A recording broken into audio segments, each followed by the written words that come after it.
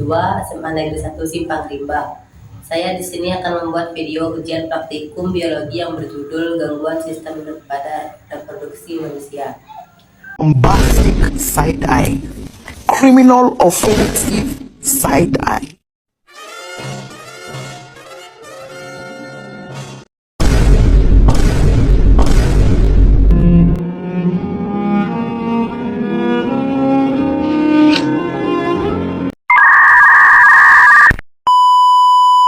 Di depan saya ada Kak Ame yang merupakan perawat. Di sini saya akan mewawancarai Kak Ame mengenai gangguan sistem reproduksi pada manusia. Baik Kak, kalau boleh tahu gangguan atau kelainan apa aja ya Kak yang paling sering terjadi pada sistem reproduksi baik pada laki-laki maupun perempuan? Kalau gangguan atau kelainan yang sering terjadi pada sistem reproduksi laki-laki maupun perempuan, setahu kakak, kalau perempuan itu sering terjadi endometriosis, selain itu ada tumor jinak ya, selain itu ada gonore. Terus kalau pada laki-laki ada kelainan seperti penyakit HIV atau sifilis kayak gitu. Selamat. Biasanya apa penyebab utama terjadinya gangguan pada sistem reproduksi? Gangguan yang sering terjadi pada sistem reproduksi yaitu yang pertama infeksi ya. Selain infeksi ada juga ketidakseimbangan hormon, terus faktor genetik atau faktor keturunan. Selain itu ada juga penyakit kronis atau kanker ya. Penyakit kronis itu antara lain penyakit diabetes ya. Selain penyakit diabetes seperti tumor juga termasuk penyakit kronis. Selain itu ada juga kanker, itu juga termasuk penyakit kronis. Apa aja ya Kak gejala awal yang perlu diwaspadai terkait gangguan sistem reproduksi? Baik laki-laki maupun perempuan ya. Ya. Terutama pada perempuan ya.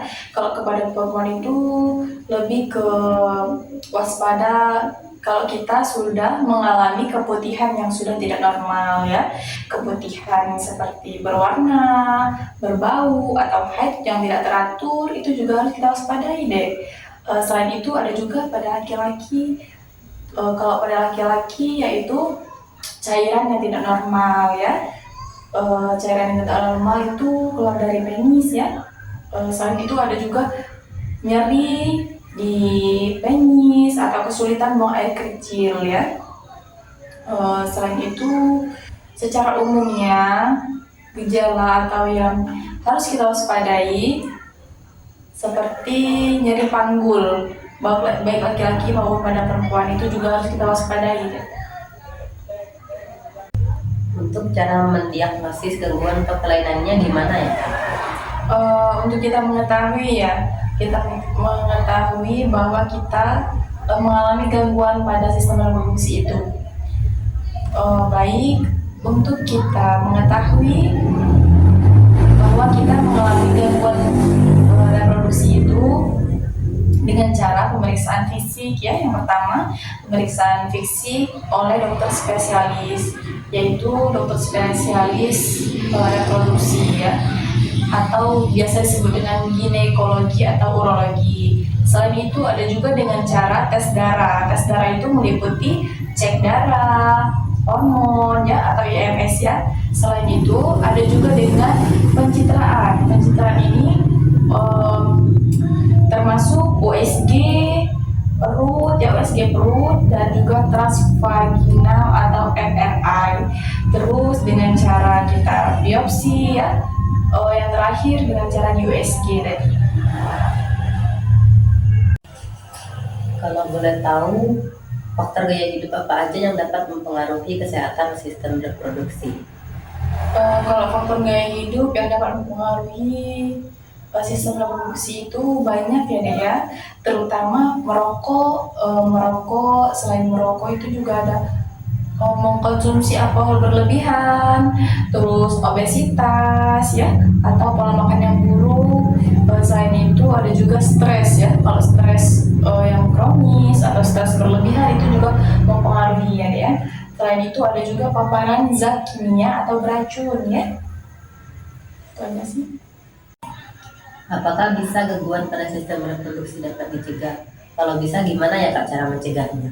Tentu saja bisa sih, setahu kakak ya, dengan cara kita mencegahnya itu dengan cara setia pada satu pasangan. Kita kan banyak nih ya menemui, terutama di lingkungan kita sendiri aja banyak sih kasus-kasus ya yang orang sudah berpasangan tidak setia, itu sangat mempengaruhi, bisa terjadi penyakit menular seksual ya terutama. Selain itu ada juga menggunakan kondom untuk mencegah IMS atau infeksi menular seksual. Selain itu dengan cara menjaga kebersihan organ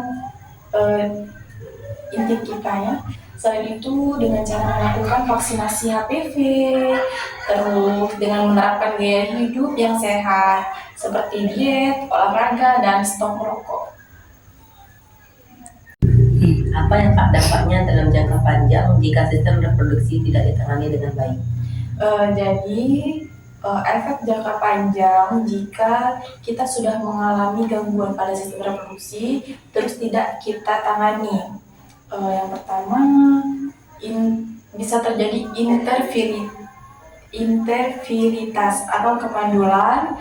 Selain itu jadi kronis atau penyakit menahun ya. Selain itu ada juga penyebaran infeksi ke organ lain atau radang panggul. Terus ada juga kanker organ reproduksi, terus komplikasi kehamilan atau jika terjadi pada ibu hamil. Kalau jenis pengobatan atau penanganannya yang biasa diberikan untuk pasien pada gangguan itu apa ya Kak? Oke, kalau untuk jenis atau pengobatan untuk kita bisa menghindari ya atau kita sudah terkena penyakit itu dengan cara kita menerapkan pengobatan seperti mengkonsumsi antibiotik ya atau antiviral untuk infeksi bakteri tadi. Selain itu dengan cara terapi hormon untuk gangguan menstruasi atau PCOS, terus dengan cara operasi ya atau pengangkatan mioma, kista ataupun kanker. Terus dengan cara konseling gaya hidup ya, kita harus rutin konsul ke dokter ya. Apakah gangguan sistem reproduksi dapat mempengaruhi kesuburan? Mengapa demikian? Tentu saja sistem reproduksi itu dapat mempengaruhi kesuburannya karena dia bisa mempengaruhi atau mengganggu produksi hormon kita, terus ovulasi ataupun kualitas sperma kita. Apalagi kalau orang mau program hamil bagi pasangan suami istri itu sangat berpengaruh. Kalau untuk saran dari kakak sendiri itu gimana ya untuk menjaga kesehatan sistem reproduksi sejak dini? Kalau saran dari kakak sih ya, dengan cara kita melakukan pemeriksaan rutin ke dokter ya, dengan cara selain itu dengan cara gunakan kondom saat berhubungan seksual ya, terus hindari faktor risiko seperti merokok, terus mengkonsumsi alkohol itu harus dihindari. Selain itu mengelola stres ya, jangan terlalu stres berlebihan, itu gak baik banget itu untuk pola menjaga sistem reproduksi tadi. Terus dengan cara makan makanan yang seimbang dan berolahraga secara teratur. Itu aja sih. Baik, terima kasih Kak atas penjelasannya tentang gangguan sistem reproduksi manusia. Sama-sama. Nanti kalau kamu kurang jelas ya, kalau kurang paham, kamu bisa searching aja di Google ya. Itu saja sih yang bisa kakak sampaikan. Lebih dan kurangnya nanti kamu bisa cari di internet lagi. Terima kasih. Sekian dari saya dan Kak Amai. Mohon maaf jika ada kesalahan kata.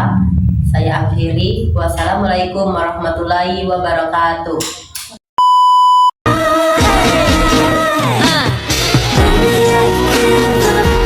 Anything to try, start your mind.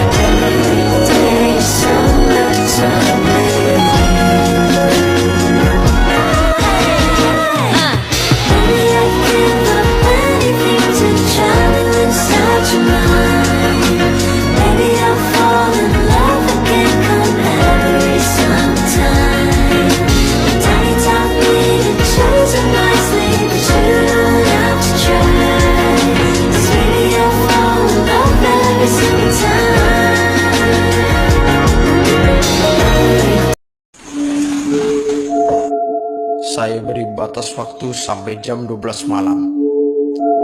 Kalau sampai jam 12 malam nanti belum juga diupload video tugasnya, berarti kamu dan kelompokmu sudah menerima nilai kosong.